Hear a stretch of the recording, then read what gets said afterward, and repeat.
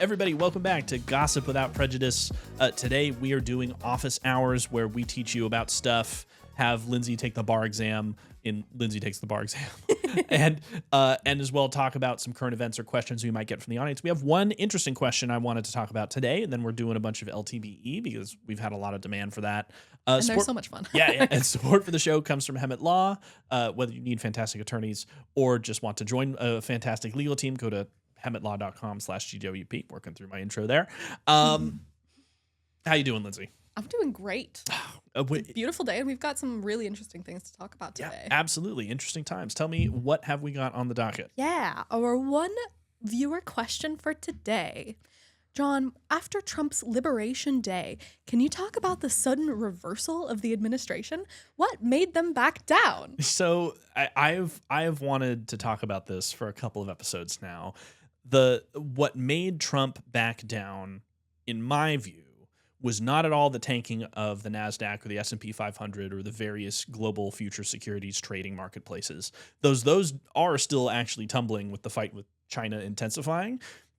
Trump doesn't care about that. And the government more broadly doesn't care about that. There's something called the bond market. So the bond market is basically, it's a financial marketplace where corporations and governments, that's the important part here, basically go to sell IOUs in exchange for immediate funding. So you buy a bond from the government, from Uncle Sam, or from a corporation, but we're not talking about those today, from Uncle Sam, and say, here's $1,000, and then Uncle Sam promises to pay you back with interest, right?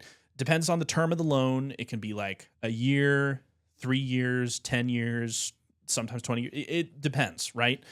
But the interest rates on these bonds are crucial to the economy. Bonds are how the federal government borrows. They borrow ultimately from private investors, both domestic and abroad. And the United States government has historically been like the gold standard of AAA safety rating. It's like it has been historically regarded as the most powerful government on earth with the best credit and the most safety. And so historically, you have pretty close to a risk-free rate on U.S. government bonds, right? Which keeps our interest on our debt payments low, right? Because it means we're not compensating. The higher the bond yield, it implies the less faith the investor has in the government to pay them back. Because if the yield is really high, it compensates them for the risk of maybe they're not getting their money back if the government defaults or something happens. So basically, Trump crashed the global economy. When that happens, people usually flee to the bond market, out of the market for traded securities, into the bond market for safety, because bonds are very stable. They're tied not to individual corporations, but to the government itself. Following me so far? Totally. During Liberation Day and the 4 days that followed thereafter, the stock market crashed. Everyone knows that. But bond yields usually actually went up, which is bad because it implies that huge amounts of capital are leaving the U.S. system entirely, because if the government has to jack up bond rates on the IOUs, the yield returns on IOUs, it implies that they're having trouble getting people to buy them, which basically means the market is pricing in a huge amount of risk. And basically what it means is people are not losing faith in the stock market, but in the fundamental trust of the U.S. system itself. This matters because if our yields go way up on the 10-year bond treasury yield, it becomes way harder for the U.S. to borrow money, or at least way more expensive. And when Trump saw that happening at over 2 or 3 days, I think his team, that's what made them put the brakes on the truly crazy shit. Wow. And we're actually seeing that bond yields are actually coming back down now that the Liberation Day has largely been retracted, but for the war with China, which, make no mistake, will still do tremendous damage both to the bond market and the wider securities trading markets across the world. But I think the key is in the bond market here. I think you have to keep an eye on like what the government is doing to itself and brand America. I think that's the big takeaway, which right now is pretty fucking toxic. That's for sure. Which is very toxic. Yeah, I think that's the real damage of Liberation Day, is that the U.S. is no longer trusted as a global trading partner and reliable ally. It was just such a poignant, sloppy, amateurish execution. I sometimes I wouldn't necessarily agree with it, but sometimes tariffs can be strategically important. Like, for example, we don't want all of our semiconductors being built by North Korea. That's an exaggerated example, but there are some strategic industries that you don't want handled abroad. And so a good way for the government to make sure that doesn't happen is to targetedly, surgically, target specific components or industries But these across the board things is batshit bananas. We've talked about that a number of times. That's why the Trump administration backed off. It's a red herring to look at the markets. Markets represent there tend to be more like it's like the opinion poll of what the market thinks. It's pricing in future uncertainty. It's the bond market that measures faith. And Janet Yellen has basically said and come out and said, like, we're not witnessing dysfunction. We are witnessing a loss of faith in the U.S. system. Wow, scary. Yeah. Also, sorry. Janet Yellen is an economist and former chair of the Federal Reserve of the United States. We should do an entire episode about that. But she's important. She's a very grandmotherly type figure with like a bob round haircut. You'll often see her. Looking like that. She's 78 years old, born August 13th, 1946. Must be smart. Yeah, go Janet, honestly. Go Janet. Everybody, that was what I had to say about today. We have lots of comments regarding Trump tariffs, but we have been forestalling sharing them, on office hours because we don't want to tire everyone out about them. We're already talking about them so much. But you know what we're not talking about so much, Lindsey? Is it bar questions? LTBE, Lindsey takes the bar exam, where we have Lindsey take the bar exam. Lindsey, are you ready for your question this week? Oh, jeez. We're transitioning segments. I should have studied, folks. I should buy some law books or something. I should get a Quimby membership. That would be fun, yeah. And see if I actually get better over time at these. Or would it be more fun if I just continue going in blind? Up to you. Up to me. I think Maybe inquiring minds want to know, honestly. Yeah. Let me know what the audience thinks. Yeah. We'll take audience opinions here. Yes, on whether or not I should know what the hell I'm talking about or not. Are you ready, Lindsey? Yes, I am so ready. Give me more questions. Perfect. Let's do a bar exam. Lindsey, a homeowner contracted with a cleaning service to clean her house based on a quoted hourly rate of $200 an hour. The cleaning service spent 4 hours on a deep clean of the house and submitted a bill for $800. Yep. The contract stated that full payment was due within 30 days of receiving the bill. The homeowner thought the cleaning service had taken too long to clean and therefore disputed the amount owed. 2 weeks after receiving the bill, the homeowner wrote a check to the cleaning service for $400. On the memo line of the check, the homeowner wrote "payment in full" in all capital letters.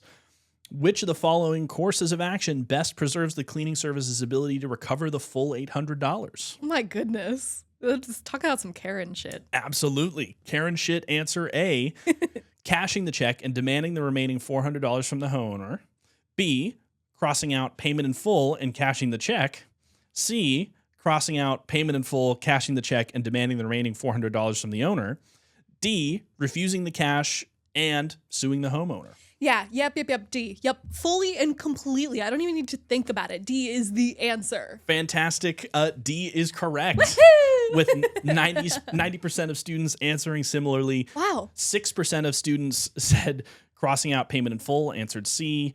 I think that those students might need to study just a little bit more. B, cashing out "payment in full" and crossing out "payment in full" and cashing the check. Answer B. 0% of students answered. Good. And answer A, 4% of students cashing the check and demanding remaining $400.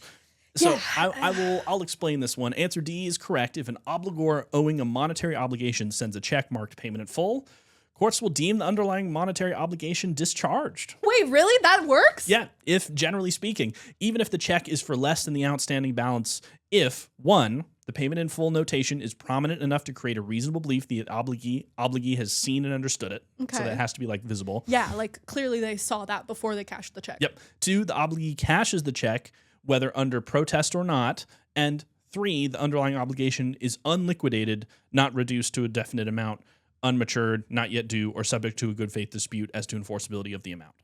So generally speaking, if everything's kosher, payment in full, as long as it's visible and clear, that's payment in full. Wow, I didn't know that. Yeah. That's interesting. Yeah, Hopefully you learned something there, folks. Now, here, the cleaning service's goal is to recover full $800. Yep.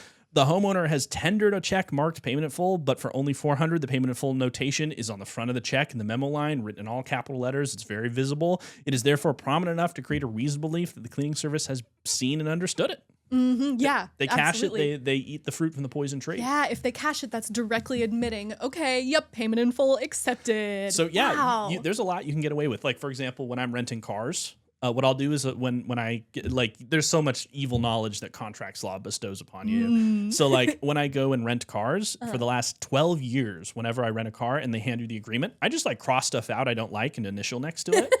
Yeah, no one ever stops you. They don't know what it's just a rental car guy. There was I rented from Avis when I was like in Minneapolis visiting like family and friends.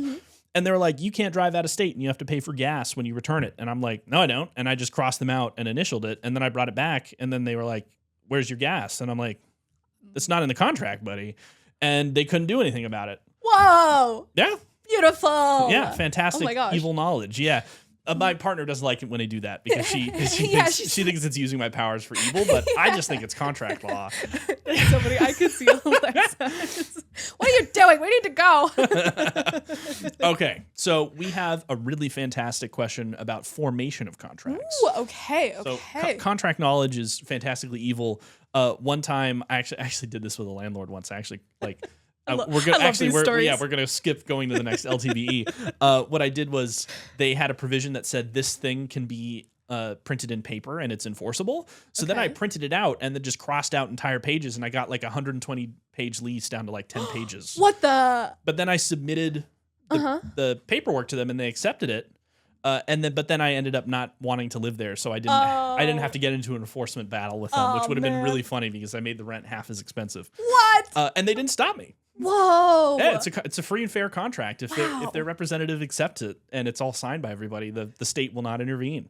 Well, folks, please don't get legal advice from us. Yeah, well, or anyone else. Yeah, generally speaking, read your contracts. That's the takeaway. Read your contracts is the takeaway here. Formation of contracts. Lindsay, are you ready? Ooh, I'm ready to give it my best guess. Maybe I'll get 2 out of 2 today. Wouldn't that be lovely? Let's do a bar exam question, Lindsay. Are you ready? I'm so ready. A store owner saw an itinerant window washer proceed down the street cleaning storefront windows. Cool. The window washer had not worked previously in the store owner's neighborhood. The window washer's bucket held a sign that read, quote, spotless street-facing windows for $30. The window washer approached the owner's store and began to wash the window facing the street. The store owner did not approach the window washer to tell him to stop washing the windows. The window washer demanded payment 30 minutes later when he had cleaned the windows completely. Did the store owner accept the window washer's offer?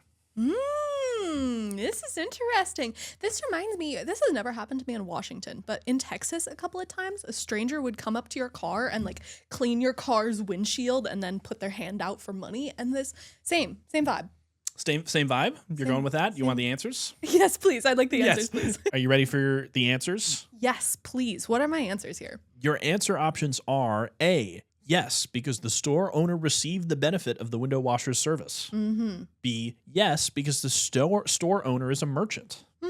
C, no, because the store owner did nothing to affirmatively accept the window washer's offer. D, no, because the store owner and the window washer have no prior course of dealing. I'm feeling pretty dang strongly that this one is going to be A, because he specifically, the store owner, saw the window washer commence working and chose to not come out and say, stop that, I'm not going to pay you to do that. So I think that by doing nothing at all, the store owner accepted the contract. Accepted the offer. Or whatever. So A, I'm sticking with A. A is correct. Woohoo! 2 for 2. So this one was actually a really hard contracts formation question. Oh. Only 47% of students got this correct. Yes! B, I'm in the minority for once. Yes. B, yes, because the store owner is a merchant. 2% of students answered yes. Merchant status, generally speaking, is not relevant to contract formation. Yeah, I wouldn't think so. C, no, because the store owner did nothing to affirmatively accept the window washer's offer. 41% of students answered incorrectly C. That was the red herring. That was the trap. And D, no, because the store owner and the window washer have no prior course of dealing. 11% of students answered incorrectly D. Their prior course of dealing, generally speaking, is not a question for whether a new contract has been formed. Yeah, that's unrelated. But an offeree's silence constitutes acceptance. I figured that would be the case. If they receive the benefit, which clearly the windows are clean. And despite the reasonable opportunity to reject the service. He very easily could have, hey, please don't do that. Boom. Yep.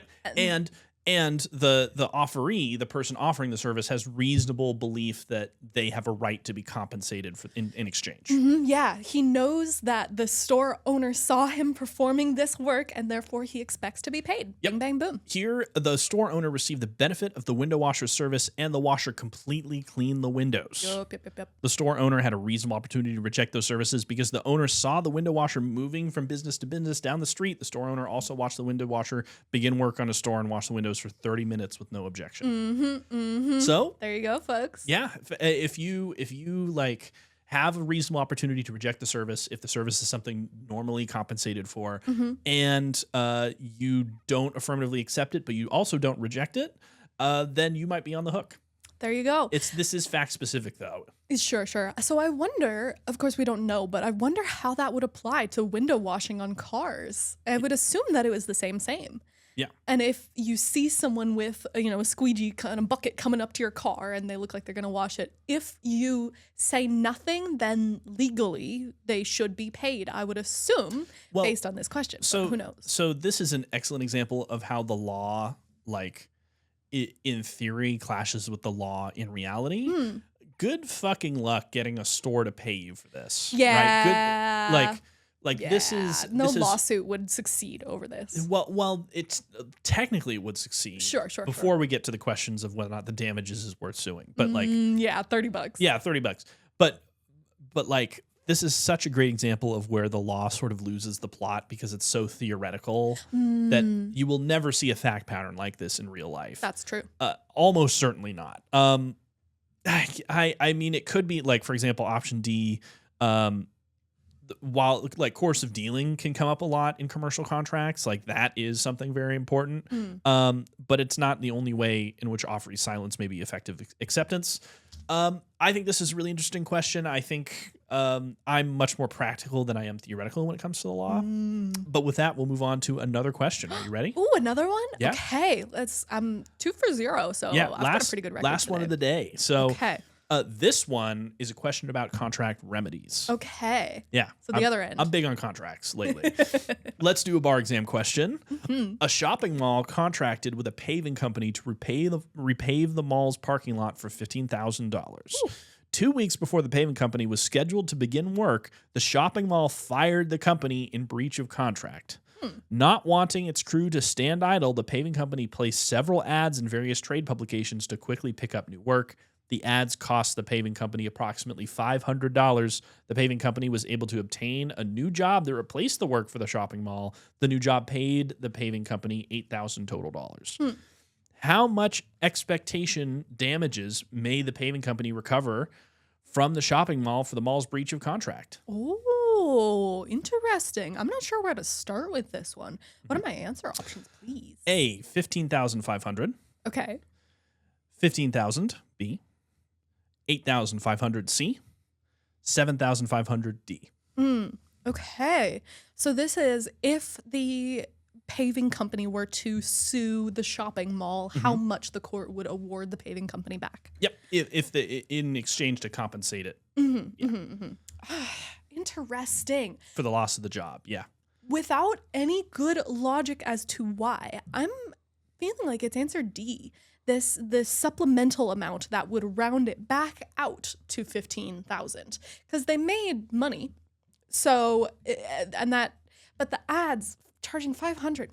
This is interesting. I do not feel nearly as sure of my answer on this one as I did on the last two, but I'm still liking it. I'm gonna lock in D here and now. D is correct. Oh, woohoo! I did it! 3 for 3. D is correct. $7,500, which would bring the paving company back to $15,000. Beautiful. Back to exactly what they expected to intake. Plus the $500 it took to make them whole. So the public policy, there are complicated reasons behind how this works, but the public policy broad stroke goes back to the goal of the civil system. The goal of the civil system is not to punish, it is to return, generally speaking, return private parties to the state they were in before the wrongdoing or harm. Beautiful. Right? And so when looking at remedies here, they are not entitled to $15,000 because they found a job. They didn't lose $15,000. They lost the delta between the business they took and what it took to achieve it. And when they sue the new company, they're only responsible for what would have been,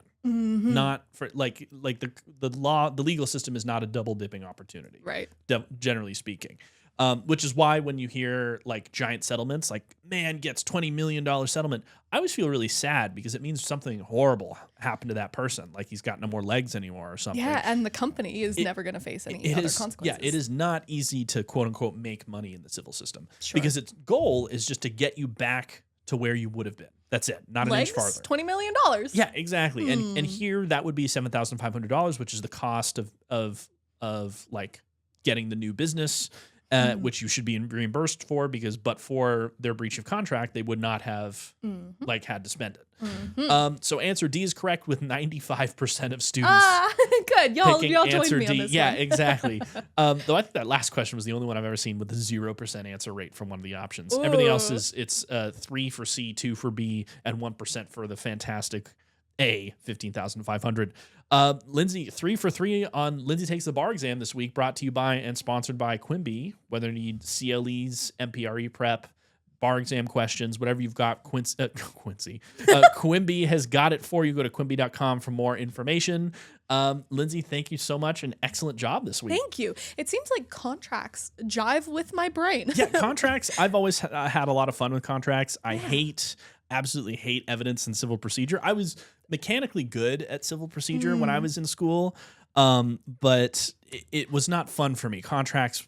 I did fantastically in contracts That for some last reason. office hours, those evidence questions were very difficult. Yeah. But this just really makes sense. Torts and there was also some, I have to read up on this again. This was years ago at this point.